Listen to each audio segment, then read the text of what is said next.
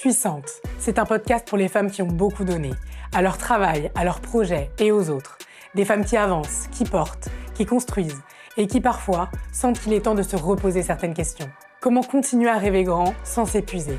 Comment prendre soin de soi sans culpabiliser? Comment rester ambitieuse tout en étant à l'écoute de son corps, de son rythme et de ses besoins? Je m'appelle Nejma, je suis facialiste et à travers mon métier, j'ai compris une chose. Derrière chaque femme inspirante, il y a une histoire invisible, faite de doutes, de choix, de renoncements parfois et de beaucoup de travail intérieur. Bienvenue dans Puissante. Caroline, bonjour, je suis ravie de t'accueillir dans Puissante. Trop contente d'être là, Nejma. Moi aussi, vraiment contente que tu C'est sois ton là. anniversaire en plus aujourd'hui. Ouais, exactement. Je suis ravie, vraiment. Je me fais ce cadeau-là, tu vois, de te recevoir dans le podcast. La coutume veut que ce soit moi qui t'introduise, que ça nous serve du coup de point d'appui pour la suite. J'espère que tu te reconnaîtras dans cette intro. J'explique en quoi je te trouve puissante et pourquoi je t'ai choisie comme invitée. Caroline, ce que je trouve puissant chez toi, ce n'est pas seulement ton expertise, ni ton aisance à décrypter le marketing, la visibilité ou la croissance, c'est la manière dont tu as appris à prendre ta place, à oser parler fort, clair et tellement juste. Pendant près de 8 ans, tu vis aux États-Unis, un autre pays, une autre culture, une autre façon de voir grand. Tu apprends, tu testes et tu te formes comme jamais. Tu absorbes cette énergie américaine où tout semble possible. Et puis un jour, il y a le retour, un changement de décor, tu dois alors te réinventer pleinement et reconstruire une trajectoire et une légitimité. Aujourd'hui, tu es entrepreneur, podcasteuse, conférencière, une voix qui compte vraiment. Tu transmets avec beaucoup de précision, beaucoup de clarté et une générosité qui, me semble-t-il, est très rare. Des milliers de personnes apprennent grâce à toi à oser se montrer, à structurer leurs idées, à croire en leur potentiel. Il me semble que tu changes des vies. Mais derrière la voix assurée, il y a aussi une femme profondément reliée. À ses racines, à ses parents, me semble-t-il, parfois présents dans tes lives du jeudi, notamment ta maman, que tu évoques avec tendresse, fierté et reconnaissance. Un soutien discret mais solide qui t'a porté, encouragé, poussé à y aller, même quand ça faisait peur. Ce que j'ai envie d'explorer avec toi aujourd'hui, Caroline, c'est ce qui te touche profondément, ce qui t'a construite au-delà des stratégies et comment on se parle à soi-même quand on doute, même quand tout semble bien marcher. Comment on reste aligné quand on est très visible. Comment on devient une femme puissante, non pas parce qu'on maîtrise tout, mais parce qu'on apprend à s'écouter, à se faire confiance et à transmettre sans s'épuiser. Caroline, bienvenue dans Puissante. Waouh, merci Nejma. Avec plaisir, vraiment. J'ai fait avec ce que je savais de toi, mais je ne sais pas tout de toi. Donc vraiment, je suis contente de pouvoir te poser des questions peut-être un peu différentes de d'habitude. Quand tu entends femme puissante, qu'est-ce que ça vient toucher en toi? Déjà, ça me fait tout de suite penser à Léa Salamé, que Ok. j'adore, Ok. peu importe ses dernières bourdes télévisuelles. Je trouve que c'est justement un super bon exemple de on apprend dans l'erreur. Hmm. Et un des trucs les plus intéressants que j'ai appris dernièrement, c'est le cerveau, il apprend par surprise. Et du coup, plus tu vas faire des erreurs, plus tu vas t'autoriser aussi à aller dans des zones où tu serais jamais allé d'habitude, plus tu vas, pour moi, acquérir ta puissance. D'accord, et ça, c'est ce qu'on ressent aussi dans ce que tu transmets, tu vois. Tu le transmets avec beaucoup de légèreté, beaucoup de tester des choses. Enfin, tu vois, moi, je t'ai découverte notamment au travers d'un podcast, je me souviens plus duquel. Après, j'avais tapé Caroline Mignot, tu vois, pour écouter un petit peu ce Ouais. que tu disais sur le personal branding. Et c'est vrai qu'on se sentait chez toi, et je trouve que tu incarnes pleinement ce côté de tester des choses. À quel point tu testes, justement, à quel point tu t'es trompée depuis que tu as commencé dans l'entrepreneuriat, ou peut-être même Mm. avant, hein. Je pense qu'il y a un truc qu'on sous-estime complètement, c'est que c'est pas du tout grave de faire une erreur. C'est le truc qui va faire que tu vas apprendre beaucoup plus vite que quelqu'un qui n'en a pas fait. Mmh. Et là où tu parlais, ça me parlait beaucoup de la culture américaine. En fait, c'est quoi la culture américaine? C'est des gens qui osent. Et Mmh. en France, on a tous peur. Quand tu te lances dans l'entrepreneuriat, tu as peur. Tu as déjà peur de faire faillite avant d'avoir commencé. Avant d'écrire ton post, tu as peur déjà de qu'est-ce que la célébrité, entre guillemets, pourrait t'amener. Donc en fait, notre cerveau et son biais de négativité, il va toujours nous amener finalement à rester bien dans son carcan. Donc moi, j'ai tendance toujours à inciter les gens à se planter, à inciter les gens à faire des choses et surtout à leur prouver que regarde, t'es tombé et il s'est rien passé. Et c'est exactement comme le vélo. Tu vois, plus tu vas vite enlever les petits trous, plus tu vas vite faire un all-in, plus tu vas apprendre dans l'inconfort. Et c'est pour ça que je dis toujours, genre, le meilleur moyen d'apprendre, c'est pas d'acheter toutes les formations disponibles. Le meilleur moyen d'apprendre, c'est pas d'avoir le meilleur background économique, c'est de commencer maintenant à être mauvais pour être meilleur après. Et ça, pour moi, c'est le truc indispensable. Deuxième chose, et peut-être je conclurai là-dessus, le business, c'est pas du tout compliqué. Ça, c'est un truc qu'on veut nous faire croire pour nous dire non, on n'y va pas en fait. Parce qu'on sait maintenant qu'on est entrepreneur, qu'il y a un establishment et qu'en fait, tous les gens qui sont devenus entrepreneurs, ils se disent mais je pourrais plus revenir en arrière. Bah oui, en fait, le seul moyen d'être riche aujourd'hui, c'est d'être entrepreneur. Et l'argent, c'est pas intéressant pour acheter le bonheur, mais l'argent, c'est la puissance. Et c'est pour ça que c'est un instrument indispensable pour les femmes aujourd'hui. Et ça te vient d'où, justement, ce côté un petit peu allez, j'y vais, allez, je tente, allez, je suis dans l'action? Ça te vient de ton enfance, justement? Tu sais, je parlais un peu de tes parents dans l'intro. Est-ce que ça te vient de la façon dont tu as été éduquée? Est-ce que ça vient justement du fait que tu aies vécu aux États-Unis, ça a changé un petit peu ta manière de voir les choses, notamment sur le business? Enfin, tu vois, on sent vraiment ce côté un peu développer plus chez toi. Selon toi, ça vient d'où? Bah, t'as pas tort, je pense qu'il y a une racine importante chez mes parents qui m'ont toujours dit fais ce qui te plaît. Et je pense vraiment que si j'étais devenue actrice porno, mes parents n'auraient pas été contents comme tous les darons, mais se seraient dit bon, au moins elle fait quelque chose. En tout cas, mes parents ils m'ont toujours élevée dans tu dois trouver tes passions, tu dois t'écouter et peu importe. Enfin, en fait, mes parents ils m'ont toujours dit on t'aimera si t'as pas d'argent, on t'aimera si t'as pas de réussite. Et ils m'ont jamais, ils m'ont poussée vers l'excellence, mais ils m'ont jamais conditionnée au résultat. Tu vois, la question de ma mère quand je ramenais une copie, qu'elle soit bonne ou mauvaise, c'est est-ce que t'as suffisamment travaillé?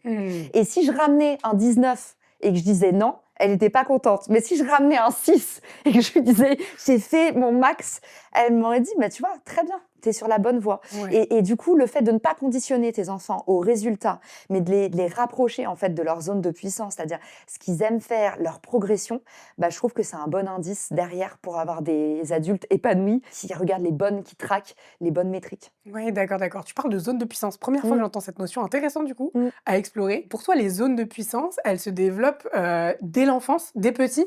Je pense que tu es dans ta puissance quand tu es aligné. C'est-à-dire que tu as justement cette courbe d'apprentissage dont je parle qui me semble hyper importante. Quand tu vas mettre du plaisir dans ce que tu fais, tu vas devenir instoppable. Mais instoppable. Et derrière, quand tu commences à avoir des résultats, là en plus, tu commences à être visible et tu commences à attirer les opportunités. C'est un peu peut-être ta zone d'abondance. Tu vois, c'est le moment où tout le monde se dit, mais il y a toujours ce moment hein, dans ta progression entrepreneuriale, il y a un moment où tu te dis, putain, je fais rien et ça y est, j'ai trop de clients, tout arrive, j'ai même des talents qui me contactent. Il y a ce truc-là qui arrive juste après pour moi, le moment où tu t'es autorisé à, ok, là je fais un all-in parce que je sens en fait qu'il y a quelque chose qui m'attend derrière. Et pour moi, c'est ça la zone de puissance, c'est ta courbe d'apprentissage, mais reliée à un profond bien-être d'être au bon endroit, au bon moment, et même si tu gagnes pas d'argent. Et c'est un truc que je raconte souvent. Pendant ma première année d'entrepreneuriat, tout le monde me regardait comme un ovni et me disait, mais enfin, tu gagnes pas d'argent, arrête. Arrête tes posts LinkedIn à la con, en fait, trouve un vrai boulot. Je force un peu le trait, mais j'ai reçu plein de messages à l'époque, je m'en souviens, d'amis qui me disaient, mais en fait, t'as lâché ton job pour devenir community manager. Le seul truc qu'ils voyaient de moi, c'était des posts LinkedIn. Et moi, je montais un SaaS. Et à ce moment-là, c'était un logiciel en ligne. Ça concernait très peu de gens. Donc, en fait, ma partie visible, c'était les posts LinkedIn où je parlais de marketing digital, tout ça. Et en fait, il y avait vraiment pour les gens beaucoup d'incohérences à ce que je faisais, mais j'en avais rien à faire parce que j'étais dans ma zone de puissance où je sentais que ça allait marcher. Même si pour l'instant, je mangeais que des pâtes, même si j'avais aucun ROI, même si tous les gens à qui je rendais service, ils me rendaient rien derrière, je me disais, il y a un moment où il va y avoir de l'abondance. Et ça n'a pas loupé. Mais je pense qu'il y a aussi le biais du survivant. Ça aurait pu ne pas marcher. Mais dans tous les cas, j'aurais rien perdu. J'étais tellement heureuse de faire ça à ce moment-là. Oui, c'est ça. Pour toi, c'est ça, du coup, l'indicateur, c'est le fait de ressentir de la joie dans ce que tu fais? Ouais, de la joie. Et j'irai plus loin. Est-ce que tu as déjà eu on appelle ça le flow, tu sais, ce sentiment d'omnipotence. C'est ça aussi la puissance, tu vois, c'est rien ne peut m'arrêter. Tu l'as eu? Je l'ai déjà eu. Et des fois, tu vois, j'en parle même à mon mari, tu vois, je lui dis: «Là, je sens qu'il va se passer des trucs, là», mais limite, c'est un peu perché, tu vois? Ouais. Mais c'est, je pense aussi, la force aussi du travail, tu vois? Et de l'énergie qu'on y met, enfin, ça vient pas de Mmh. nulle part. Ça m'est jamais arrivé, tu vois, quand j'étais dans mon salariat et que je me disais: «Il y a un truc qui va me tomber Ouais, du ciel, là, il va se passer un truc de ouf». ouais. Jamais! Ça m'arrive depuis, en fait, que je me mets en mouvement, c'est Mmh. vrai et du coup, j'essaie un petit peu, à mon audience, tu vois, de transmettre ça et j'ai beaucoup, des fois, des questions autour de: «Mais comment on fait, en fait? Comment on fait pour être autant dans l'action? Comment on fait pour s'y mettre? Comment on fait pour savoir?» Tu vois, tu donnes une réponse à travers de bah, faut ressentir de la joie dans ce qu'on Mmh. fait, mais des fois, c'est pas évident de, tu vois, de se lancer et de se dire, «Bah, je suis sur une voie toute tracée, je vais faire Mmh. un pas de côté, essayer autre chose pour voir si justement Ouais. je ressens cette joie». Est-ce que toi, tu aurais des conseils? Mmh. Tu as des femmes peut-être qui ont un appel, mais qui osent pas y aller? Ouais. Un truc qui m'a beaucoup aidée quand je suis rentrée des US, je me suis retrouvée à Paris. J'avais l'impression d'être un Indien dans la ville. Ça faisait Mmh. 8 ans et demi que j'étais partie et surtout j'avais 30 ans donc tu sais, c'est la période un peu bâtarde Mmh. où, bah, je me dis: «Waouh, j'ai 30 ans et j'ai l'impression d'être un Tanguy». Je vis chez mes parents parce que Ouais. j'ai perdu mon visa du jour au lendemain. J'ai pas, de taf. J'en ai trouvé un en 3 mois, mais en fait, je me souviens de ce moment de flottaison où je me suis dit genre: «J'ai 30 ans, mais je suis dans le corps de Mmh. quelqu'un qui a 20 ans». Tu vois? Je me suis dit: «En fait, j'ai rien construit, Ouais. j'ai rien fait, j'ai 30 ans, autour de moi, tout le monde est marié, tout le monde a 2 enfants et tout le monde a un CDI dans la finance ou dans le marketing» et j'étais là: «Mais qu'est-ce que j'ai foutu quoi?» pour rester polie. Et à ce moment-là, le truc qui m'a beaucoup aidée, c'est que j'ai rejoint, un réseau de femmes qui s'appelle et ça existe encore, Her et en fait, ce réseau est un réseau international. Alors moi, j'ai choisi celui-là parce qu'à l'époque, j'avais aussi très envie de parler anglais. Déjà parce que naturellement, je parlais franglais, donc Mmh. j'énervais tous les Français, alors que les Américains trouvent ça so cute quand tu parles OK. franglais. Donc je me suis dit: «Faut que je revienne du bon côté du filet» et en fait, ça me permettait aussi d'avoir que des nanas qui étaient un peu comme moi, c'est-à-dire paumées à Paris. Mmh. Et ça avait beau être ma ville, je me sentais pas du tout parisienne, mais vraiment Ouais. pas du tout parisienne et tu vois, autant à New York, j'étais bien installée, le week-end, tout le monde m'appelait, il y avait des soirées qui tombaient, autant là, vraiment, j'attendais à côté du téléphone et il se passait rien Ouais. et j'ai aussi découvert que la vie à Paris, en fait, tes potes, ils sont bookés sur 3 semaines. Mmh. Donc quand tu es invité à une soirée, c'est dans 1 mois et demi et moi, j'étais vraiment habituée à l'instantanéité de New Mmh. York. Donc quand je suis rentrée, je me suis vraiment retrouvée comme s'il y avait une faille spatio-temporelle et tout d'un coup, j'avais 20 ans à nouveau à Paris, dans une ville qui était la mienne, que je connaissais pas, où j'avais, pour moi en tout cas, pas de potes. Et rejoindre un réseau avec des gens qui venaient de partout, des femmes internationales qui étaient sur Paris pour rencontrer des internationaux, qui me regardaient évidemment comme ça parce qu'elles étaient là, mais t'es pas internationale. Et j'étais là, oui, mais je déteste Paris. Est-ce que je peux venir avec vous, s'il vous plaît? Moi aussi, ils sont pas sympas avec moi. Et en fait, le fait de te confronter à de l'altérité, c'est le premier pas pour bouger. Mmh. Souvent, ceux qui sont vraiment coincés, ils sont dans une bulle. Je te donne un exemple. Ma meilleure amie, avocate fiscaliste, il y a que des avocats fiscalistes autour d'elle. Ouais. Si un jour elle veut se lancer et faire un truc hyper différent, elle va être coincée. Tu sais, c'est comme cette vidéo que j'adore. Je me souviens plus cette expérience qui avait été faite sur des chimpanzés à qui en fait on montre que celui qui monte, il tombe ou machin et du coup faut jamais monter en haut. Mmh. Et en fait, il y a 3 générations de chimpanzés et au final, les chimpanzés, ils ont ancré le comportement, mais qu'ils n'ont pas vu eux-mêmes, Ouais. que si tu montes, tu tombes. Ouais. Et du coup, au final, à chaque fois qu'il y a un chimpanzé qui veut monter, qui arrive dans la bulle et qui dit bah moi je vais aller là-haut, même si personne n'a rien vu, c'est comme une espèce de légende urbaine. Les chimpanzés, l'histoire elle est ultra mal racontée. On mettra en lien dans la description. Je t'enverrai la vraie histoire. Ça se trouve c'est pas des chimpanzés, c'est des poussins et rien s'est passé comme prévu. Mais la morale de cette histoire, c'est qu'en fait les gens ils perpétuent des comportements Ouais. et que quand tu es dans une bulle, quand tu es dans une bulle d'opinion, d'uniformité, en fait les gens ils vont te pousser à rentrer dans la norme, à rester dans le moule. Et c'est là où, pour moi, ton environnement, même s'il est positif, il peut t'ostraciser, il peut t'empêcher d'évoluer. Ouais. Donc, premier truc que j'ai fait sans m'en rendre compte, mais j'ai mis un peu les doigts dans la prise à ce Mmh. moment-là et ça m'a beaucoup aidée, j'ai renouvelé un petit peu mon entourage OK. avec des gens qui, vraiment, what the fuck, qui sortaient de nulle part. Ouais. Et le fait de me confronter à ces nanas-là, déjà, je me suis rendu compte que bah, je pouvais m'autoriser vachement de choses. Il y Mmh. avait des parcours qui étaient très hétéroclites, des gens qui avaient testé tout et n'importe quoi. Et en fait, je me suis dit, bah, en fait, je peux être ce que j'ai envie d'être. OK, J- ça a eu le déclic à ce moment-là. J'avais un peu personne OK. à décevoir. J'étais pas dans un entourage établi où je pouvais décevoir des gens, être jugée, machin. Et je me suis dit, bon, bah, en fait, j'ai une feuille blanche et je regardais un peu ce que faisaient les nanas. Il y avait des nanas qui étaient influenceuses, des Instagrammeuses. Ouais. Il y avait une nana qui était venue intervenir qui s'appelait Inès Leonarduzzi. Ouais, Et puis, moi, j'adorerais la recevoir dans le podcast. ah bon? Ah bah, Ouais. je te fais une intro avec grand OK. plaisir.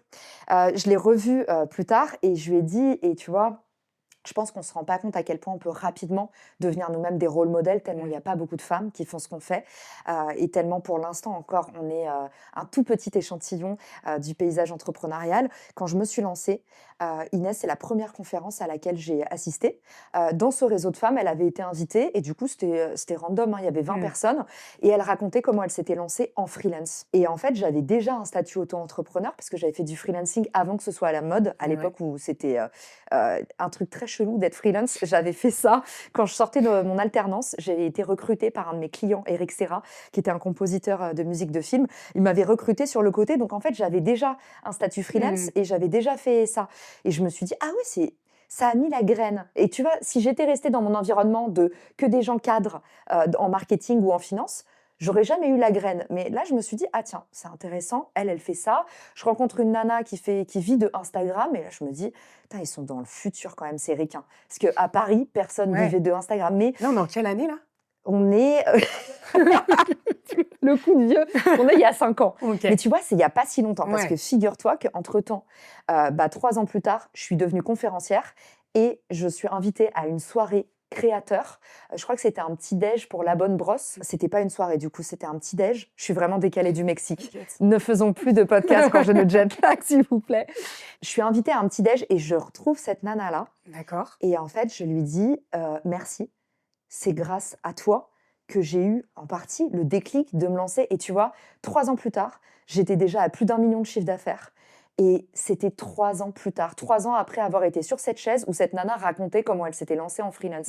Donc, elle a un peu halluciné. Elle était là, ah bon? Mais en fait, en 3 ans, je devais avoir 100 000 abonnés. Et en fait, j'étais juste une nana ultra lambda qui avait un savoir-faire en marketing dont elle savait elle-même pas quoi faire.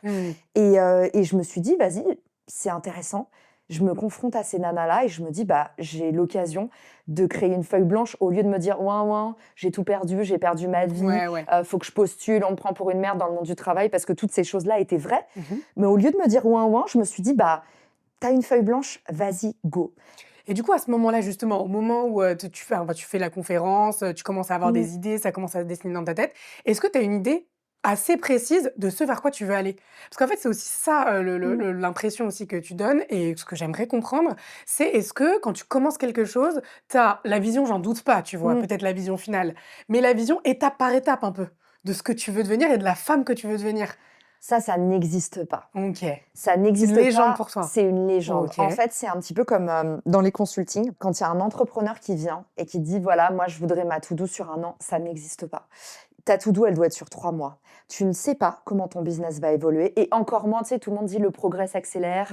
Et on voit à quel point l'adoption des nouveaux outils est rapide. En fait, tout le paysage entrepreneurial est à ce rythme-là. Donc, c'est pour ça que nous, chez AP, tu le sais, chez Agence Personnelle, on fait très attention à ne pas faire des plans sur la comète. On ne vend pas des plans annuels. Il y a plein de clients qui disent « Ah, mais moi, je voudrais signer sur 1 an. » En fait, ce n'est pas notre modèle. Nous, on est sur un modèle sur 2 mois.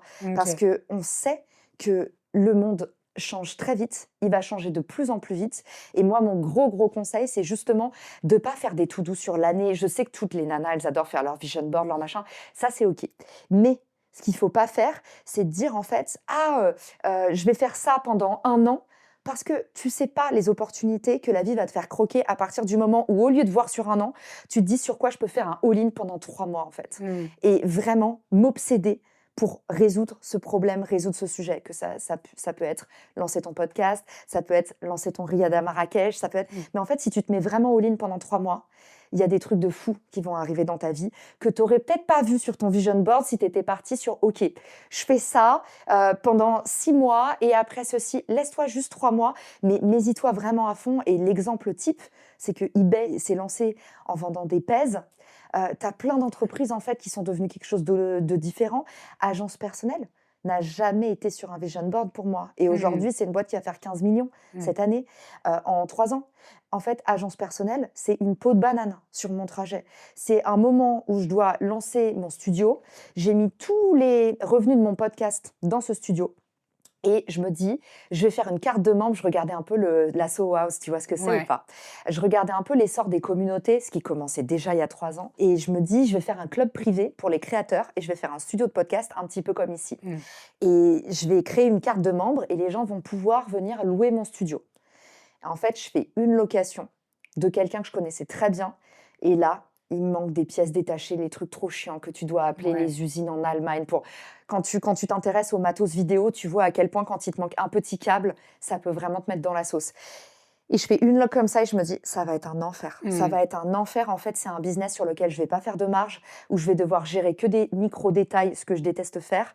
Et je suis en situation d'échec. Et à ce moment-là, il y a un mec qui s'appelle Clément Ouais. SSB, que tu connais, qui tombe dans mes MP et qui me dit hey, « je voudrais venir chez toi réaliser des vidéos ». Dès les 3 premières vidéos sur Instagram, il tape le million, alors que je lui avais dit « Instagram, c'est pas mon canal, Ouais. ça marchera pas pour moi ». Sur LinkedIn, ça cartonne. Tout le monde commençait à me dire « Ah, attends, il bosse super bien, c'est qui t'a fait tes vidéos ?»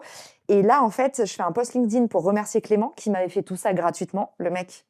Tellement, tu vois, dans sa puissance, Ouais. il m'a dit « Je viens chez toi, je publie 20 vidéos à ta place, je te demande rien. » Je me suis dit, c'est un scam. Ouais. Mais il a fait ça vraiment à un moment où, en plus, personne ne faisait ça. Maintenant, Ouais. il y a plein de monteurs qui proposent des vidéos gratuites, mais à cette époque-là, personne ne faisait Ouais. ça. À l'américaine, tu vois. Et je fais un post pour le remercier. Et là, en fait, tout le monde l'appelle. Moi, je flippe parce que je me dis, ah bah, en fait, il va plus avoir de place pour Ouais. moi. On a tous vécu en tant qu'entrepreneur quand tu as un prestat coup de cœur et qu'en fait, tout le monde te le demande et tu es là genre, oh, ok, je l'ai donné à tout le monde. Donc Ouais. maintenant, soit il augmente ses prix, soit il a plus de place pour me prendre. Oh là là, l'enfer. Et là, je me sens en insécurité. Je me dis, merde, est-ce qu'on va pouvoir continuer à bosser ensemble comme ça? Et au même moment, il me dit, bah, Caro, j'ai signé trop de clients, j'ai pas de studio. Lui, il habitait à Toulouse, il était venu en Airbnb, il dormait sur un canapé avec un pote. Ouais. Tu vois, comme quoi, pour tous ceux qui se disent « Ah, je suis qu'une merde, j'ai pas d'argent ». Non, non, vous pouvez être un énorme génie comme mon associé et dormir sur un clic-clac pété d'un Airbnb qu'un de vos potes vous a prêté, machin, dans des draps sales. Enfin, vraiment, ça n'a rien à voir, l'argent, avec le talent. Et en fait, il y a ce moment où tout pète, c'est le moment où je lui dis « Bah, en fait, viens dans mon studio ». Les 3 premiers, je les fais pour des pannes. Après, j'ai dit « Bah, vas-y, viens, on fait de l'apport d'affaires ». Et c'est comme s'il louait, en fait, mon studio. Et après, on a fait une co-offre. On a testé sur une offre d'été agence personnelle pour voir sur 10 vidéos combien on pouvait pricer notre offre, tout ça. Et en septembre, la boîte était lancée, les statuts déposés et on commençait à faire nos 10 000 balles de CA par mois. Voilà comment s'est lancée agence personnelle. Une peau de banane. Enfin, ce que tu dis, parce que c'est pas un conseil qu'on entend souvent, justement, ce côté de all-in pendant 3 mois, mets toute ton énergie, etc. C'est vrai qu'on a, les conseils, moi, que j'entends, c'est plutôt vision 1 an, 2 ans, 3 ans, même si ça change entre-temps, on te dit de toute façon. Et on le voit toutes que ça peut changer entre-temps, que des fois, tu prends des directions, il y a quelque chose qui t'appelle. Donc, intéressant, ce conseil de dire, je mets toute mon énergie au même endroit. Mais il y a quand même, on sent aussi chez toi, cette capacité aussi à capter les bonnes opportunités. Ça, elles tombent pas, parce que là, quand tu racontes le récit, tu dis, elles tombent un peu du ciel et tout, mais pas que, quand même. Il y a un truc quand même. Tu sais pourquoi elles tombent, les opportunités? Dis-moi. Parce que tu es ouverte. En fait, le problème de planifier, c'est que tu vas avoir des opportunités de fou, mais tu vas pas les voir. Si j'avais été dans un business déjà lancé, même s'il marchait pas, ce que font beaucoup d'entrepreneurs, c'est « Oh, j'ai une formation sur tel truc, en fait, je lâche pas ». Tu vois, tous ceux qui font du SEO en ce moment, j'en ai plein dans mes consultings, ils sont là. Mais j'ai une formation là-dedans, ma spécialité, c'est ça. Et je leur dis « Hybride-toi ». Parce que là, avec les IA, il y a vraiment le référencement naturel, il est vraiment en train de changer. Et soit tu t'hybrides maintenant et tu commences à faire une offre un peu ovni, même si tu es dans l'inconfort, soit tu vas mourir dans pas longtemps. C'est pour moi, tu es un mini-disque. Tu es un mini-disque et on est en train d'arriver chez les MP3. Donc, en fait, le moment pour moi où tu vas te dire « je me laisse la liberté, vraiment la mouvance de pas trop faire de plans », c'est là où ça va tomber. Et on en parlait, je sors d'un séminaire de méditation. Ce qu'on t'apprend, c'est plus tu laisses du vide dans ta vie, c'est-à-dire plus tu laisses rentrer les opportunités, plus elles arrivent. Si tu as un plan déjà tout fait, si tu sais exactement où tu seras dans 1 an, tu vas pas voir plein de choses. Moi, Clément SSB, j'aurais pu ne jamais le voir. Et d'ailleurs, tu vois, comme quoi c'est une question de personnalité.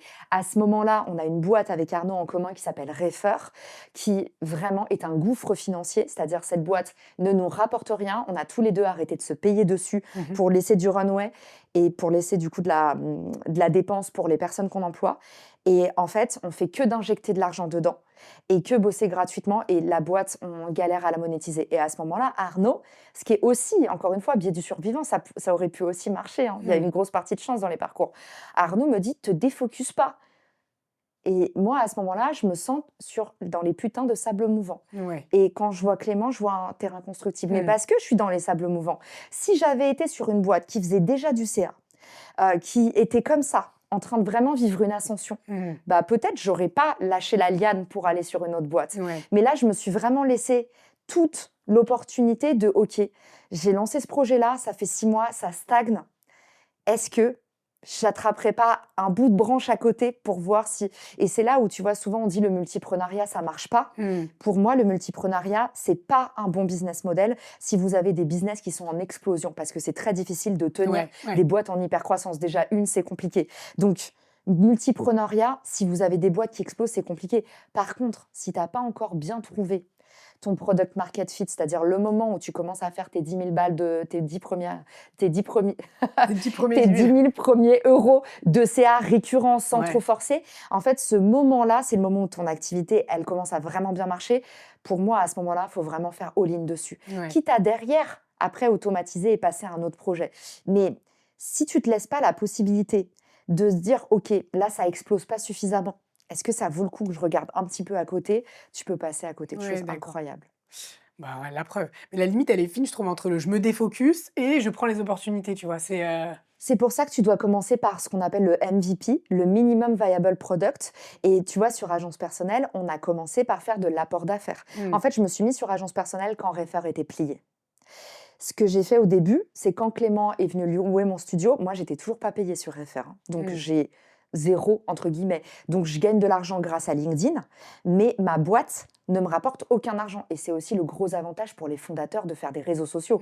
C'est que souvent, en fait, même quand ta boîte décolle, bah, toi, tu es encore en train de pas te payer. Donc, faire des posts sur LinkedIn, en fait, c'est pas salissant pour les entrepreneurs. Parfois, c'est une planche de salut pour faire rentrer 10 000 balles par mois quand tu peux pas les gagner ailleurs et qu'à côté de ça, tu as quand même besoin de prendre soin de toi, d'avoir une routine qui te permet de pas dire je bosse comme un con et je vois pas la fin du tunnel et de rester motivé. Donc, la création de contenu, c'est vraiment pour moi, c'est aussi salvateur en termes d'argent pour les entrepreneurs. Et moi, à ce moment-là, ça m'a aidée parce que si j'avais eu que Refer, ben, j'étais sur la paille, j'avais clairement rien. Et ce que j'ai fait, c'est que j'ai fait un tout petit produit. Au début, du coup, apport d'affaires avec Clément. Dès qu'il signait un client, je crois que c'était... Mais je crois qu'on a fait ça 2 semaines, hein, tellement ça a marché vite. Mais dès qu'il signait un client, je devais prendre genre 10% ou 20%, un truc comme ça. Honnêtement, je suis même pas sûre qu'on ait eu le temps de le faire. Ce serait intéressant. Un jour, on fera un épisode avec Clément et on remettra tout ça sur le tapis. Mais donc, du coup, on s'est dit apport d'affaires. Et après, on s'est dit tout de suite, dans un jacuzzi avec Arnaud, improbable, à une conférence à Lille, où j'avais invité Clément. On s'est retrouvés là dans cet hôtel et on s'est dit, mais qu'est-ce qu'on fout? Parce qu'en fait, le truc, ça marche. Au début, je me suis dit, j'investis. Après, je me suis dit, apport d'affaires. Et au final, on s'est retrouvés dans ce jacuzzi après une conférence et on s'est dit, en fait, on s'adore tous les 3. Attention, nous. Non, ça n'a pas dégénéré. Ça n'a pas du tout dégénéré dans le sens que vous pouvez imaginer. Mais par contre, on s'est dit, en fait, on a vraiment plaisir à être ensemble. On se kiffe, on est en train de devenir potes. Et à côté de ça, on a l'air d'avoir un truc entre les mains qui marche bien. Refer, on avait envie de le plier. Et tu vois, on n'a pas eu plusieurs trucs qui marchaient en même temps. On a vu la fin de Refer, on a vu, il y a de la tension sur un truc, il y a la corde qui bouge, et on a dit, vas-y, le prochain all-in, il est là. Et là, pendant 3 mois, on a fait du coup notre POC, Proof of Concept sur Agence Personnelle, et on a sorti d'abord un petit plan. On n'a pas commencé par faire des plans 20 vidéos par client, en leur assurant les premières vidéos, machin. On a dit au début, on va prendre 10 personnes. Ils payaient du coup, je crois que c'était 2 500 € pour 10 vidéos. On les postait même pas à leur place. Et en fait, on a fait vraiment un test sur un tout petit échantillon. Pendant l'été, tout le monde nous avait dit oui, ça marchera jamais de lancer le truc. 1er juillet, on était plein direct. Donc tu vois, encore une fois, il faut faire attention à ce que disent les gens, machin. Tant que c'est pas des gens qui l'ont pas fait, n'écoutez vraiment pas les conseils. C'est du bruit et pas du signal. Et on a commencé comme ça. Et du coup, juillet, août, et on a eu plein de galères. Plein de galères. Des clients livrés en retard. Un client, il avait une lumière, on aurait dit rencontre d'un autre type. Ou X-Files, tu vois, le truc, c'était n'importe quoi. Il avait un halo de lumière autour de lui. Enfin, vraiment, on a raté des clients, on a eu des problèmes de livraison. Il y a des clients aussi qui disaient, bah, c'est pas ce que je voulais, mais qui disaient ça une fois que les vidéos étaient montées.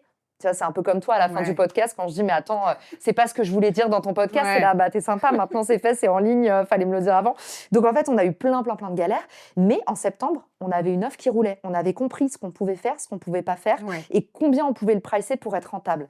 Ça, c'est le gros avantage du coup, du MVP, Minimum Viable Product, et c'est comme ça qu'on s'est lancé. Ouais, d'accord, oui, tu penses pas tout de suite, Au très grand, logo, ouais, voilà, au logo, non, au truc à zéro, côté, on n'avait ouais. rien. Notre site internet, c'était un Notion. En septembre, on avait un Notion. Oui, mais tu vois, comme quoi, il y a pas Ouais, besoin des fois de 1000 trucs, zéro. et Pas dans de l logo, pas de site internet, juste des clients qui en parlent et une offre sexy et des posts sur les réseaux. Ouais, d'accord, d'accord. Et du coup, question, moi je me demande, parce qu'on se rend bien compte que ça va vite, pour agence personnelle, mais aussi pour tes projets, même pour ta boîte Mmh. perso, et cetera. Vous venez, du coup d'emménager dans des locaux de 400 m², on n'est plus dans le studio initial, Mmh mh. que moi j'ai connu en tant que cliente, du coup, agence personnelle. Dans la mesure où ça va très, très vite pour toi, où il y Ouais. a plein d'opportunités, comment tu fais pour pas t'épuiser? Alors, je m'épuise. OK. Déjà, c'est important de le dire parce qu'en Ouais. fait, c'est aujourd'hui, si on parle autant de santé mentale, Mmh. c'est que pratiquement personne n'en a une. Déjà, Mmh. donc vous dites pas: «Ouin ouin, tout le monde y arrive», c'est personne n'a une bonne hygiène mentale. Mmh. Et je pense que c'est pour ça que ça explose. Pas parce que justement tout le monde est là avec les conseils, les machins, mais on n'arrive pas trop à les appliquer. On n'arrive pas trop enfin, qui a vraiment la morning routine de Brian Johnson? Je Ouais, me c'est lève à ça. 5 heures, je médite, Mmh. je lis 3 pages d'un livre, après je fais un masque au concombre, un machin. Ça marche pas comme ça. Ouais. Dans la vraie vie, bah, tu t'es levé en retard, tu pas entendu ton réveil, tu as ton gamin à déposer, ton truc, tu t'es fâché avec ton mec hier, il a le dos tourné comme ça dans le lit, tu es là ouin ouin. Enfin, en fait, on a Ouais. tous vraiment cette vie-là avec plein de ratés, plein de trucs. Je m'épuise, Mmh. et c'est important de le dire. Je suis tout le temps en train d'apprendre mieux mes garde-fous. Parce qu'en fait, si tu es entrepreneur et que ta boîte, elle commence à vraiment bien marcher, ou même d'ailleurs, si ça marche pas, parce que c'est encore plus, je pense, épuisant dans ce contexte-là, tu vas avoir tendance à te dire: «Bah, je me mets sur les rotules et c'est pas grave, je prendrai soin de moi après». Mmh. Plus tu vas entendre les signaux qui sont importants, qui montrent que tu vas potentiellement prendre cher, c'est-à-dire vraiment trinquer et devoir t'arrêter plus longtemps après, plus tu sais mettre des garde-fous, plus tu vas gagner en productivité. Et ça, franchement, j'ai mis du temps à le comprendre. OK. Je pense que j'ai mis 2 ans à prendre mes premières vacances. J'ai tenu, mais quand j'ai vu derrière à quel point, en fait, en 3 jours de vacances, mon activité n'aurait vraiment pas changé, je me suis Mmh. dit: «Pourquoi je l'ai pas fait avant?» Donc déjà des coupures qui sont même des week-ends, c'est hyper important. Mmh. Et si j'avais su, honnêtement, j'aurais fait au moins des week-ends prolongés, des trucs comme ça, genre si vous pouvez tous les 4 mois vous offrir un week-end. Et honnêtement, enfin ça dépend dans quel type d'entrepreneuriat vous êtes, mais moi je vois, hein, ceux qui fonctionnent vraiment, c'est des bourreaux de travail, il faut Mmh. être vraiment dans son feu sacré. Oui, en fait, un entrepreneur quand il se lance, il a pas ses week-ends. Enfin Ouais. moi, quand je vois toutes les routines bien-être, machin, slow entrepreneuriat, vous pouvez pas vouloir une activité qui surdécolle, vouloir créer du contenu, devenir la référence de votre secteur, en même temps créer un système efficace pour pouvoir créer, déléguer, des nouvelles offres en permanence pour faire grossir vos clients et grossir votre pipe de prospects et en même temps recruter. En fait, tu peux pas faire tout ça en ayant tes week-ends. Donc déjà, dans un premier temps, moi, le truc que je veux vraiment déconstruire, c'est que ma vision. Mmh. Sur le terrain, je ne vois personne la première année qui a tous ses week-ends. J'en vois très peu qui Ouais. prennent leur week-end.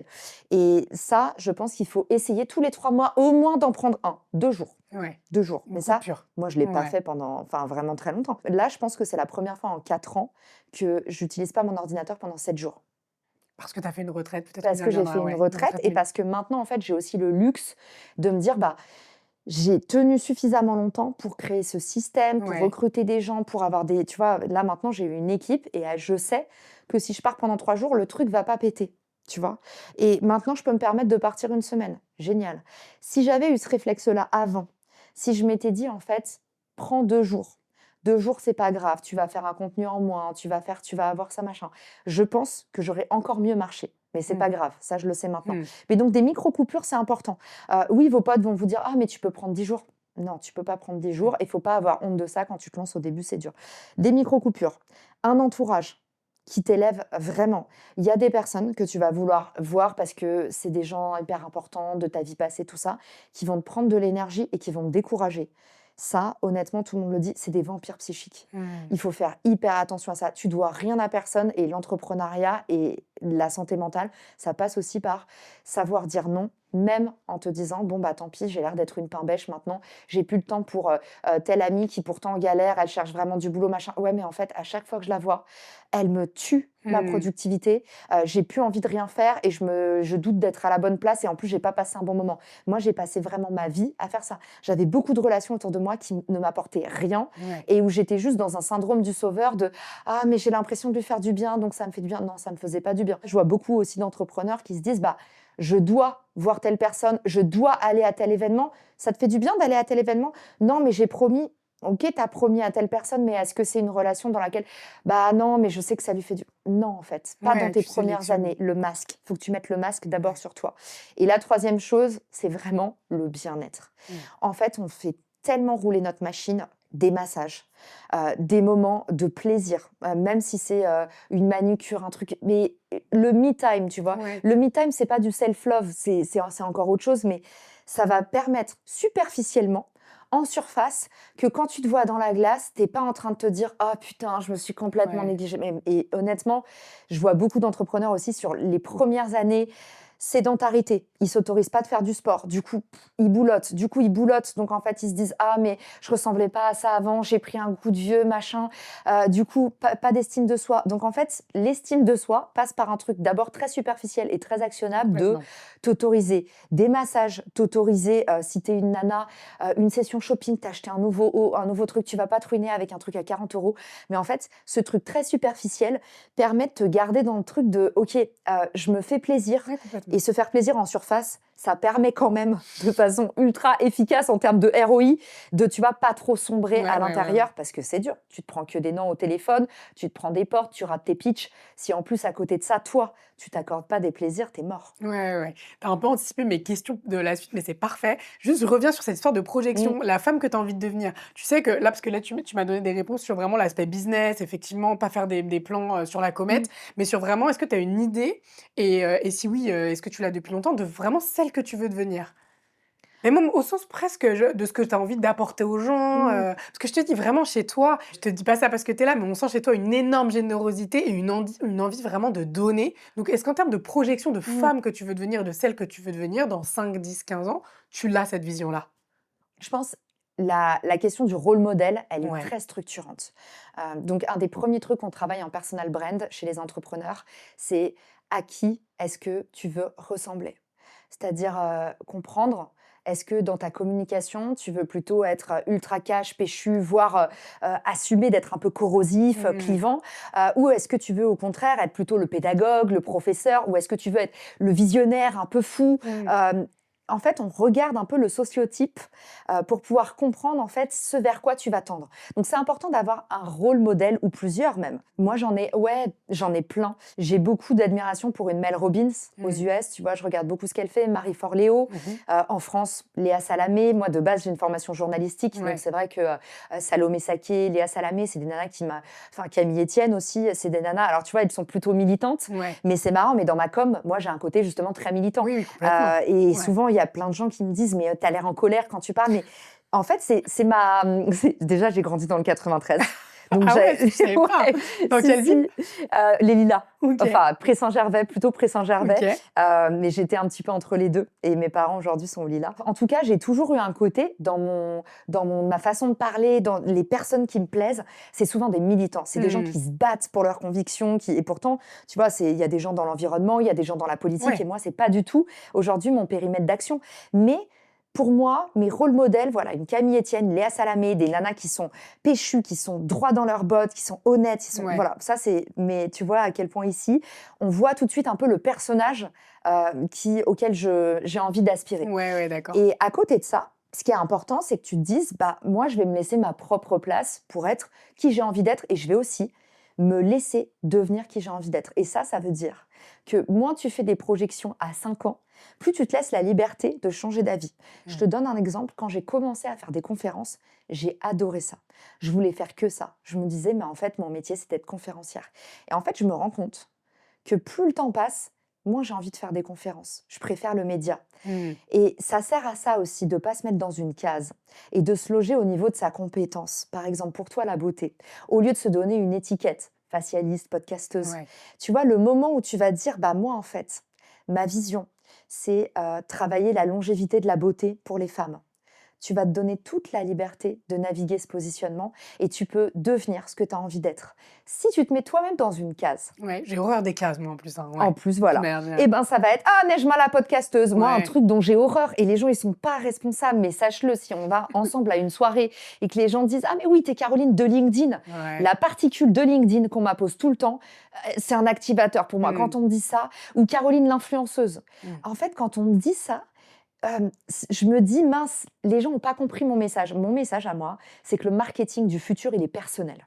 On va vouloir voir des personnes, on va vouloir que les personnes aient des propos incarnés et on va vouloir de l'humain parce que ce sera le futur luxe. Donc tu vois, à bien des égards, en fait, mon message, c'est ça. Donc les gens qui vont me dire « Ah, Caroline de LinkedIn », je me dis « Merde, qu'est-ce que j'ai loupé Ouais. pour qu'on m'ait mis cette étiquette ?» Et c'est pas grave, c'est que les étiquettes, tes Ouais. catégories, en marketing, c'est un des premiers trucs que tu apprends.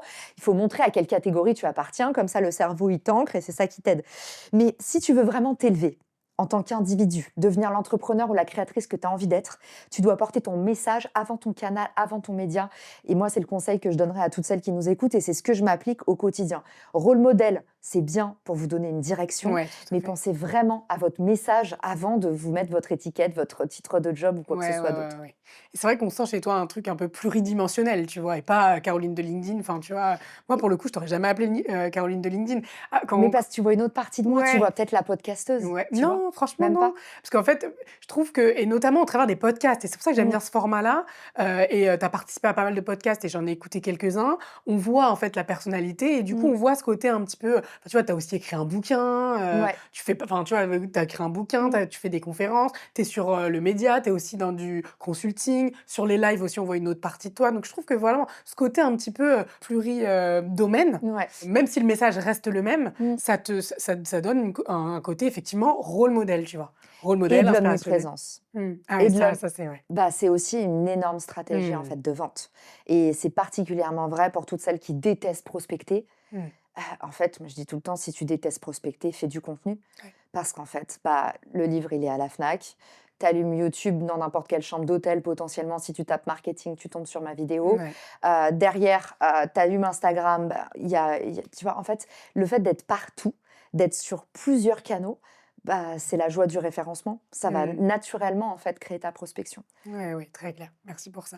J'aimerais qu'on revienne un petit peu pour comprendre ce que tu te racontes dans les moments où, c'est un petit peu plus difficile, Ouais. sur un moment charnière où ça a été un peu, plus difficile pour toi, un échec ou pas dans ta vie perso ou pro, pour un peu comprendre un peu voilà, ce que tu te racontais quand c'était, plus difficile. Est-ce que tu en as un en tête? Pour moi, le premier gros échec que j'ai eu, c'est le moment où je perds toute ma vie aux US. Mmh.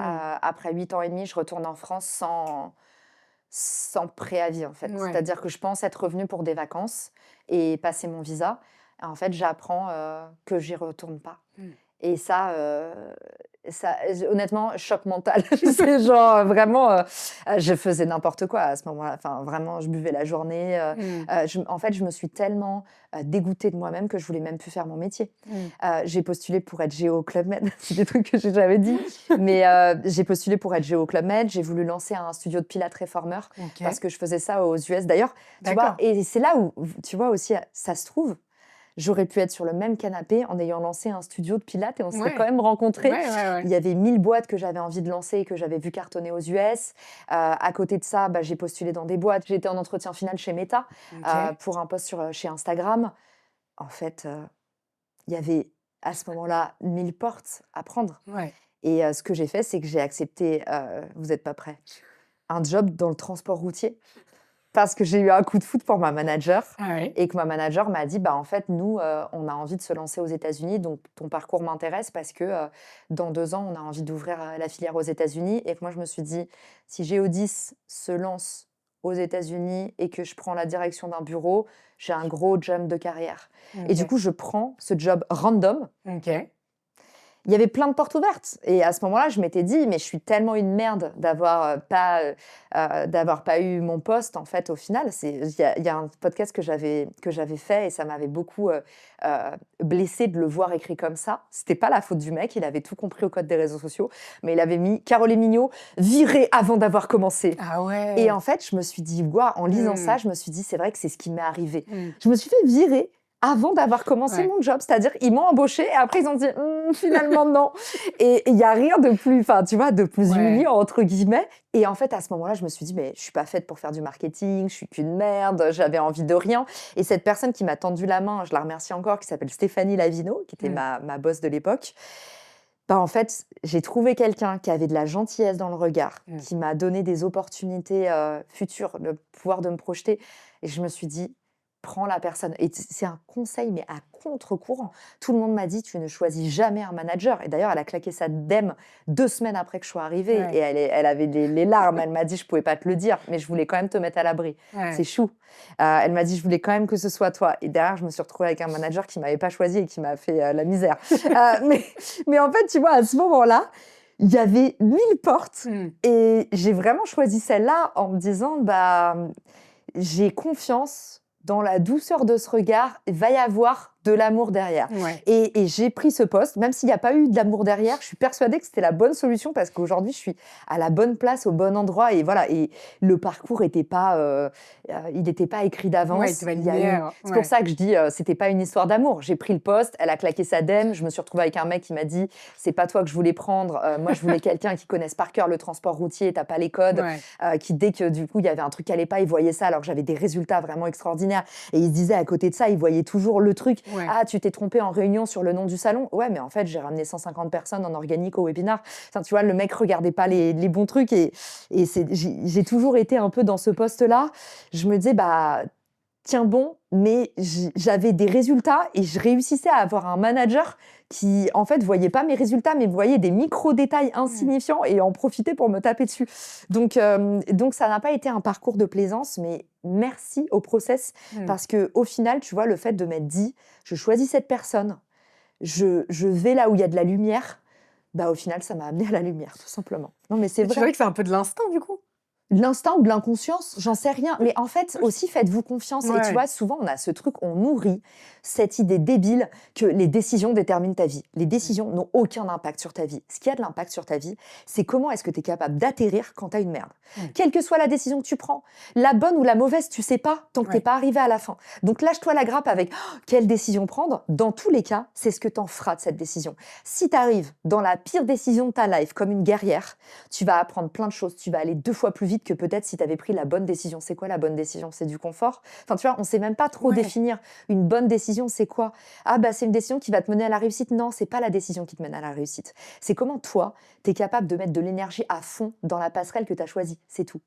C'est bien parce que tu désacralises quand même pas mal d'idées reçues, sur, justement les parcours, l'impression effectivement qu'il y Le a que choix. ouais, voilà, le Mmh. choix.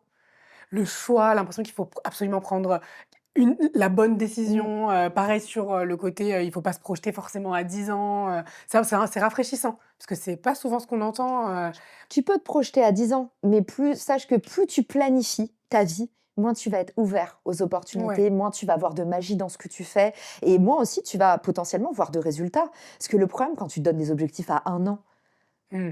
bah, en fait, c'est à la fin de l'année que tu vas dire: «Ah, j'ai pas atteint mon truc» ou alors tu te dis: «Ah, je suis que à 10 de l'objectif au lieu d'être à machin». Non, donne-toi un objectif à 3 mois, va all-in et puis au fur et à mesure, tu ajustes et comme ça te permet de voir si la corde, Ouais elle continue à tenir ou si en fait, tu sens que, bah, ça mord mieux ailleurs.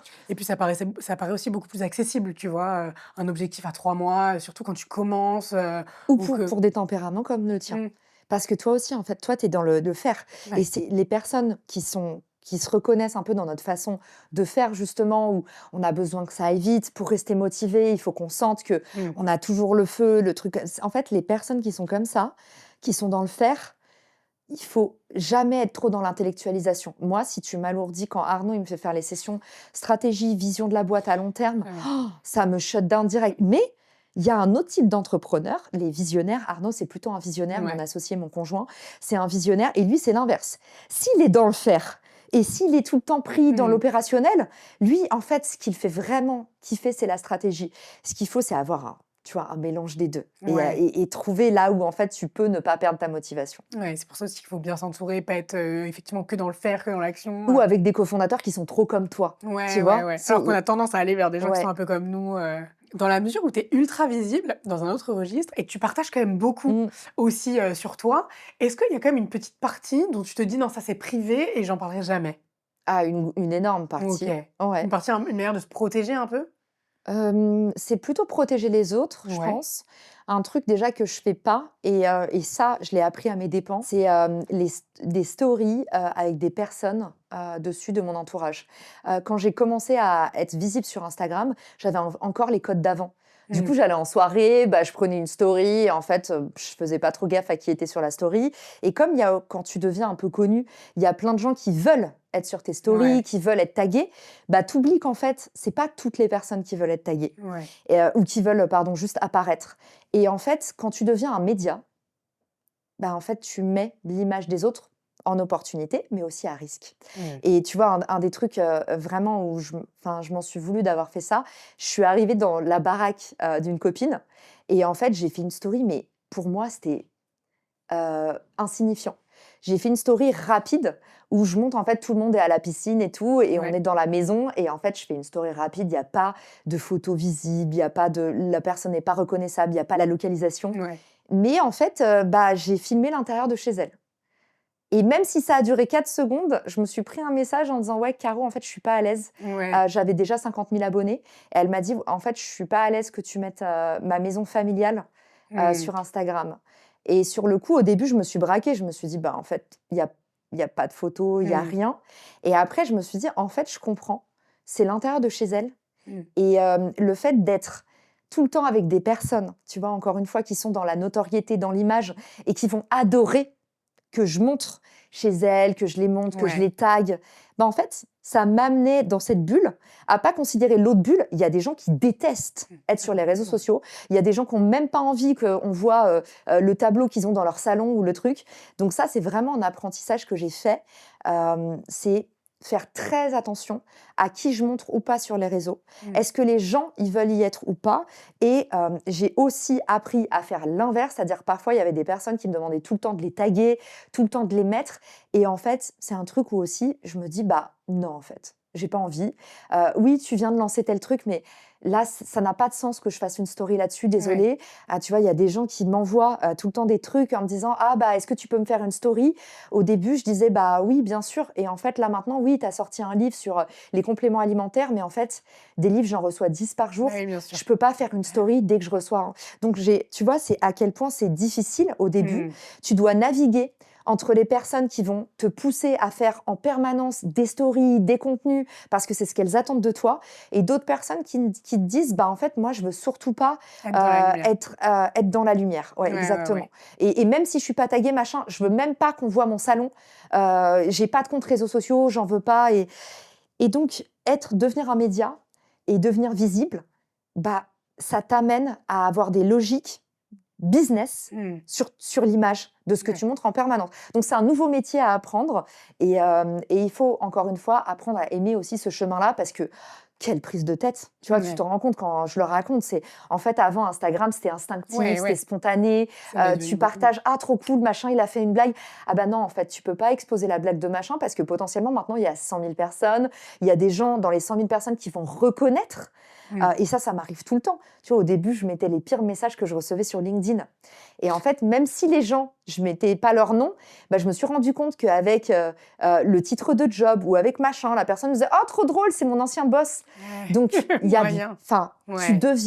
quand tu deviens visible, tu peux plus avoir les codes que peut-être tu aimais sur Instagram Ouais. de la spontanéité, faire des blagues, des machins. Tu as une responsabilité. Et il y a d'autres choses de ta vie privée que tu protèges?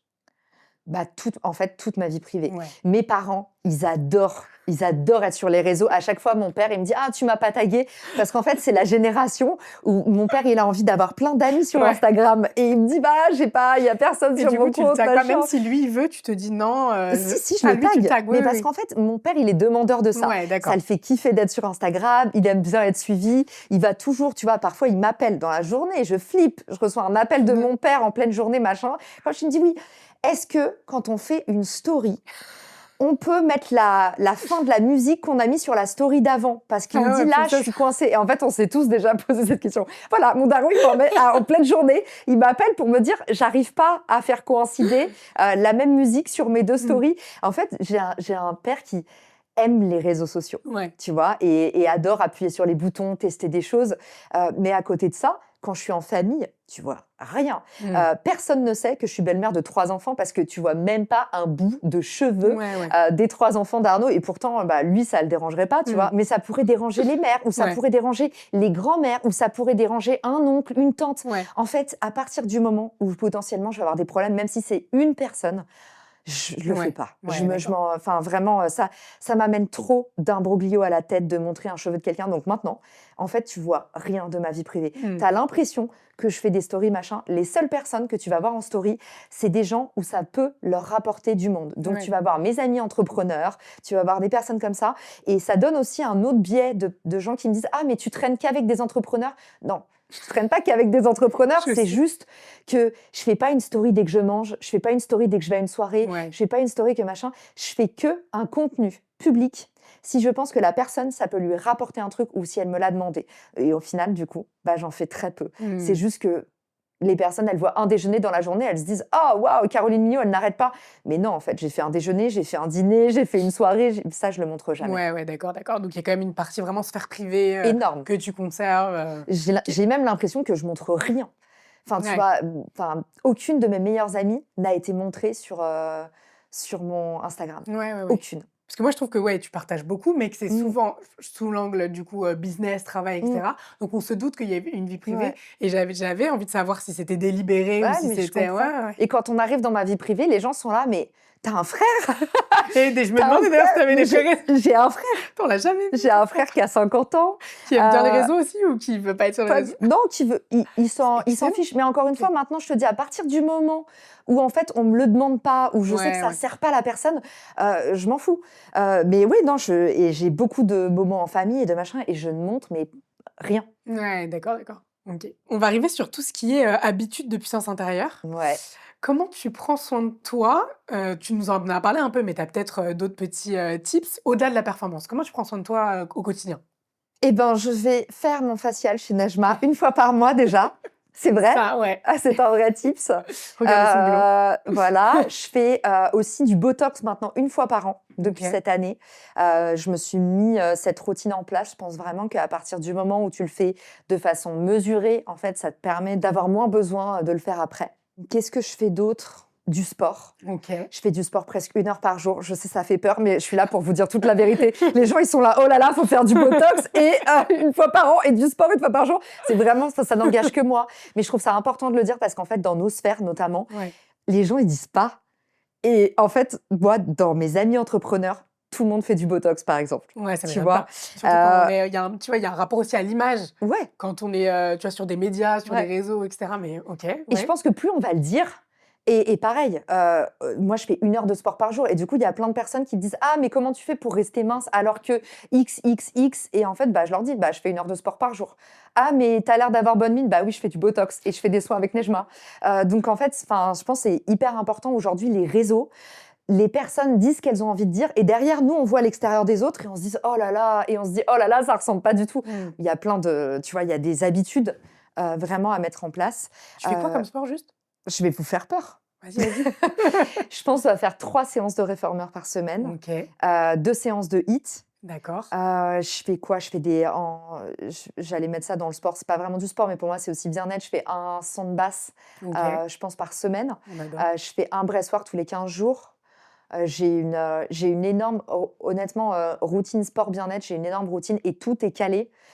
Tu le sais, nous, nos rendez-vous, ils sont calés. Là, c'est celui de dans 1 mois. En fait, je mets tout en premier. Et derrière, je mets le travail. Mais d'abord, je mets mon sas de décompression, ma routine sportive. Et évidemment que quand je suis en déplacement, là, je suis partie 10 jours au Mexique. J'ai pas fait de sport pendant 10 jours et c'est complètement OK. Mais par contre, dans ma routine, je sais que je suis hyper active si je fais pas de sport. J'ai vraiment, à la fin de la journée, je suis un lion en cage et aussi, je fais un métier très sédentaire.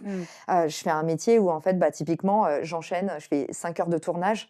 Je suis assise sur la chaise toute la journée. Si je vais pas faire une séance où je cours sur un tapis par jour, en fait, tu le sais, sitting is smoking, hein, on est tout le temps assis. Donc moi, j'ai vraiment mis ça en place et j'y déroge jamais. Et encore une fois, pour ceux qui m'écoutent, je vous dis pas qu'il faut faire du Botox, je vous dis pas qu'il faut absolument faire un facial, je vous dis pas qu'il faut absolument faire 1 heure de sport par jour. Moi, c'est mon bien-être et ma soupape de sécurité pour avoir une bonne estime de moi, pour me sentir libre, pour me sentir bien, pour pas sentir que je prends 8 kilos, pour pas sentir que j'ai l'air fatiguée quand je fais des tournages. C'est ce que j'ai mis en place, mais chacun a la sienne. Je rebondis, c'est une question que j'ai oublié de te poser, mais justement sur la partie, et dans la mesure où tu es très visible, sur la partie justement estime de toi, doute, comparaison. Quand on est sur les réseaux, on a tendance à être beaucoup comparé. Ouais. Comment tu gères ça? La chance que j'ai, honnêtement, c'est que j'ai une maman féministe qui m'a toujours dit ton physique, c'est pas important. Hmm. Vraiment. Cultive d'abord l'intérieur de toi. Et le reste, c'est entre guillemets le fond qui remonte à la surface, tu vois. Mais vraiment, Hmm. en fait, oui, bah parfois je suis mal coiffée, parfois je suis pas bien sapée, j'ai pas des vêtements à la mode.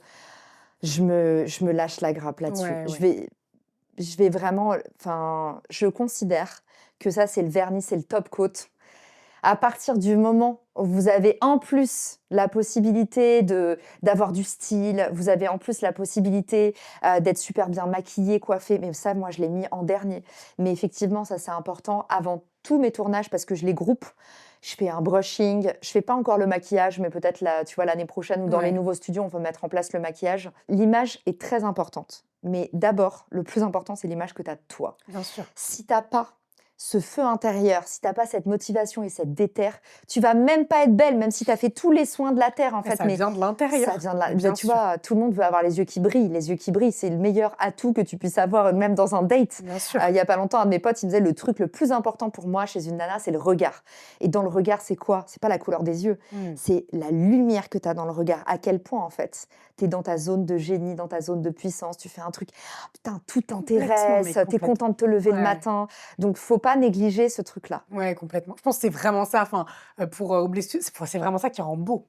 C'est l'intérieur. Des fois, Et tu es l'attitude. super bien habillé, super Ouais. bien apprêté, ça va pas, tu te dis: «Ouais, je Mmh. suis schlag» et au contraire, il est arrivé un truc de fou dans ta journée, mais tu es en Ouais. jogging, tu sors de ton réformeur et tu te dis: «Ouais, Ouais. tu rayonnes, quoi». Ouais. Complètement, Et je rejoins l'attitude, complètement. c'est tellement important. Tu Ouais. vois, tu sors d'un cours de pilates, tout le monde est habillé en jogging, tout le monde est habillé pareil. On a tout en plus les mêmes marques, c'est ça d'être un clone Ouais. parisien. Euh, Tu vois tout de suite les nanas qui sont successful. Mmh. Tout de suite. Alors qu'elle peut être en claquettes chaussettes, hein, mais tu vois, Complètement. c'est la nana qui va te dire salut en partant, qui va faire un petit clin d'œil, qui va avoir un geste gentil quand elle te croise. Tu sais, il y Mmh. en a qui croisent, ils donnent un coup d'épaule, et il y en a qui croisent, en fait, «Excuse-moi». Ouais, ouais, ils complètement, placent mais la main. complètement, ouais. Et la Ouais, gentillesse, tu le ressens ouais. et Et ça, pour moi, ça, c'est une vie riche. Tu vois, mmh. au sens, ça n'a rien à voir avec l'argent. Ouais, Mais une vie riche, ça t'amène ce truc de you look expensive. En fait, ouais. partout où tu vas, les gens se disent waouh, Mmh. elle envoie. C'est sûr, c'est une nana dans sa vie qui doit envoyer aussi. Ouais. Et ça se sent vraiment dans l'attitude. Ouais, question d'attitude vraiment. Sur, les habitudes dont tu nous as parlé, est-ce qu'il y en a une qui te permet de rester particulièrement alignée? Ou est-ce que c'est l'ensemble? Franchement, le plus important, c'est ton entourage. C'est ce qui met de Mmh. la. Mais en même temps, encore une fois, c'est un conseil d'extraverti. Moi, si j'ai pas des gens en face de moi qui me donnent envie de, Ouais. de me lever le matin, tu vois, là en ce moment, maintenant on est dans les bureaux agence personnelle, et je sais qu'Arnaud là, il est au bureau, et tout à l'heure j'entendais, il y avait Léa derrière. En fait, quand tu bosses avec des gens que tu kiffes, Ouais. tu as quand même un antidépresseur naturel. Et là, tu vois, je me disais, ah, et je regardais, est-ce que j'ai le temps ou pas de passer au bureau cet après-midi? Parce que j'ai envie d'en être, parce que Ouais. j'ai. Et ça, pour moi, tu vois, avoir des gens que tu aimes autour de toi, meilleur antidépresseur de la terre. Ouais. Savoir que tu vas dîner avec ta meilleure copine que tu adores, que tu vois, je sais que tu connais aussi Cyrielle de Mmh. Agence Personnelle. Là, Cyrielle, elle m'a écrit ce matin, elle m'a dit ah, j'ai fait le pop-up Respire. Tu vois, ça donne ça aussi du réseau. On ne sait pas si c'est ça ou pas, mais Cyrielle, elle a postulé pour le pop-up Respire. Du coup, moi, je l'ai taguée, j'ai mis un message à Justine Hutto de Respire en lui disant elle est trop bien cette nana. Derrière, on ne sait pas si c'est ça ou pas, mais Mmh. elle a décroché le truc, elle m'envoie un message, elle me dit Caro, passe me voir au pop-up. Je vois qu'il y a des clientes d'agence personnelle, dont Valentina, qui sont passées au J'ai pop-up, vu. la voir. À côté de Ouais. ça, il y a plein de C'est sûr clientes que ça d'agence crée des personnelle qui ont synergies. reçu un trench Hero parce que Marie, qui est chez nous, elle travaille chez Hero, et du coup, elle nous a envoyé des giftings, et maintenant, on a toutes le même trench. C'est trop cool. En fait, tu vois à quel point le fait d'avoir une bande de copines, d'avoir des gens avec qui tu kiffes travailler, des gens qui sont, ça peut être tes clients, ça peut être, Mmh. enfin, tu vois, toi, t'es cliente agence personnelle, je suis ta cliente. En fait, ça crée un réseau naturel où on se dit, putain, on a créé quand même un cercle où on est en sécurité, Ouais. et on se sent bien et on se sent épaulé. On sait que si demain, tu as un hater, toi aux trousses, tu m'envoies un message et tu dis regarde Caro, le mec que j'ai sur Instagram, Mais en Ouais, fait, c'est là où tu deviens puissante. ouais, C'est quand cool. tu es dans ta puissance intérieure, tu es à l'aise avec qui tu es bien avec ce que tu fais, tu sens que tu fais quelque chose d'utile, ton activité, elle se développe naturellement, même si bien sûr tu as plein de galères. Et à côté de ça, en plus, tu as tes cheerleaders, tu as des personnes qui sont là en mode s'il y a un pépin, s'il y a un truc, t'inquiète. Stress, no stress. Et c'est vrai que ça, avec, agence personnelle, ça je sais pas si c'était le but premier, Mmh. mais ça se crée un peu sans forcer. La C'est-à-dire que communauté? tu vois, ce communauté, ce Mmh, réseau, le fait de se recommander les uns les autres, ça se crée vraiment sans forcer. mmh. On sent que c'est pas du forcing de, voilà, la personne qui vient te voir sur Instagram et qui te dit: «Est-ce que tu peux me faire une story? Est-ce que tu peux m'aider?» et cetera. Ça se crée naturellement, c'est la puissance d'une communauté quand tu mets des gens ensemble qui ont le même enjeu. C'est Mmh. pour ça quand on parlait de visibilité, en fait, je sais que quand je suis avec une cliente agence personnelle, c'est quelqu'un qui kiffe la visibilité, qui a Ouais, besoin en fait de ça pour faire rayonner son business. Donc en fait, souvent aussi, on me dit: «Ah mais tu te traînes pas mal avec tes clientes». Non, je traîne pas avec mes clientes, c'est juste que quand je passe du ouais. temps avec mes clientes, bah, en fait, je sais qu'une story, ça va leur rendre service, un post, ça va être cool et du coup, en fait, ça crée cet effet, on a les mêmes goûts, on se comprend, on a les mêmes enjeux. Mmh. En fait, Même code aussi un bien peu. sûr. Et mes clientes, quand elles arrivent chez Agence Personnelle, elles font une story, elles savent que moi aussi, en tant qu'entrepreneur, Agence Personnelle, le studio, ça fait rayonner tout le monde qu'on fasse une story. Et grandir comme ça, par la collaboration, c'est surpuissant. Et c'est ce que je te disais sur les collabs. Marie qui bosse chez Hiro, qui commence à habiller certaines des clientes. Les clientes sont là, ah bah tiens, t'as décroché une collab. Bah oui, en fait, ah mais j'ai une collab avec Hiro, mais c'est trop stylé. Trop stylé. Mais en fait, et grosso modo, tout le monde: «Ah, t'es passée au pop-up Respire, machin. Ah, ça y est, t'es une vraie influenceuse maintenant». Bah oui, mais c'est ma copine qui a fait le pop-up. Il y a un effet Ouais, satellitaire en arborescence qui est surpuissant et qui va te faire aller 3 fois plus vite. ouais. Ça, c'est juste parce que tu fais une communauté de pairs, de gens qui ont le mêmes enjeux, les mêmes goûts, au même moment, à un même temps donné et c'est pour ça que les communautés, ça va exploser cette année. Ouais. Quoi que tu fasses, même si tu es avocat, expert comptable, la communauté, tu sais que ça va t'aider à Ah, on cartonner. sent déjà quand même une émulation autour, des Mmh. communautés. Donc nous, on a les CEO et les CEO, ils ont tous les mêmes enjeux au même endroit, au même moment. Ouais.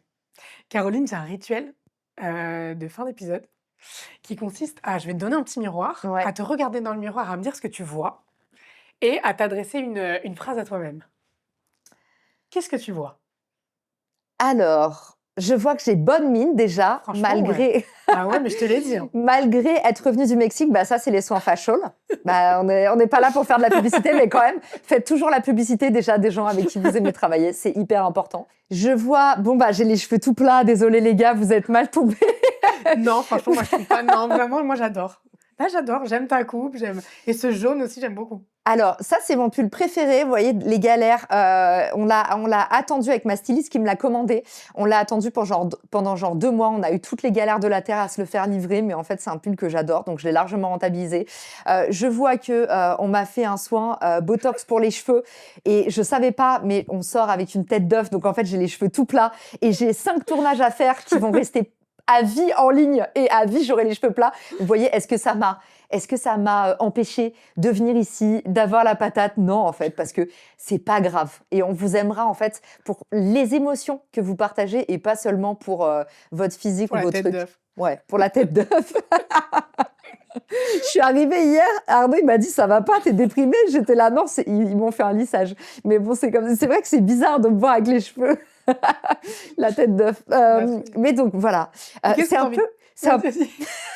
J'avais pensé à Emmanuel Macron avec en fait, avec ses lunettes de Top Gun. Tu vois, tu Ouais. peux tout assumer quand même, hein. Faut, tant que t'es pas à Davos, c'est bon. C'est pas très grave. Qu'est-ce que je vois d'autre? Je vois que j'ai les yeux qui brillent. Ça me rappelle que pendant une semaine, là, je me suis offert le luxe d'aller méditer et de faire que de la méditation 8 heures par jour. Et je pense que si on m'avait dit il y a 3 ans que j'allais pouvoir avoir cette vie-là, que j'allais pouvoir choisir mes horaires, m'arrêter, pour faire ce que j'ai envie de faire. Et aussi, si on m'avait dit quand j'étais jeune entrepreneur que au bout de 4 ans seulement, j'allais avoir le luxe de me dire: «Bah, tu sais quoi? Je fais un truc qui a rien à voir avec le business. Je peux lâcher le pied, j'ai une équipe qui m'aide». J'aurais jamais cru. Mmh. Mais la réussite arrive plus vite qu'on le croit. Il faut se donner les moyens, il faut y aller à fond et il faut se faire confiance. Vraiment, merci beaucoup. J'ai adoré, notre Merci à toi. échange. Plein de valeurs, plein de conseils. Merci pour ce que tu as apporté à l'audience et à très vite. On mettra comment te retrouver, dans la barre de description. Merci. Et parce qu'il faut quand même le dire, Nejma, quand je me regarde, je vois aussi mes rides, je Non, vois aussi mais mes non. gencives que j'aime pas. En fait, quand vous vous regardez, vous voyez aussi les trucs que vous aimez pas, mais plus vous allez aller vers ce que vous aimez, moins vous allez voir le reste. Voilà, c'est mon message. Meilleur Merci, conseil Nejma. aux auditrices de Puissante. Merci beaucoup, Caroline. Merci. À bientôt. À Ciao, bientôt. ciao. Si cet épisode t'a plu, je t'invite à t'abonner au podcast, à laisser un commentaire ou une note. Sache que je lis et réponds personnellement à tous les messages. Je t'invite aussi à rejoindre ma newsletter. C'est un espace intime, plus personnel, où je partage les coulisses du podcast, mes réflexions sur l'alignement, les choix de vie et ce qui nous rapproche vraiment du bonheur. On peut aussi se retrouver sur Instagram, je te mets tous les liens en description de l'épisode. Merci d'avoir pris ce temps pour toi. Prends soin de toi, c'est souvent là que tout commence.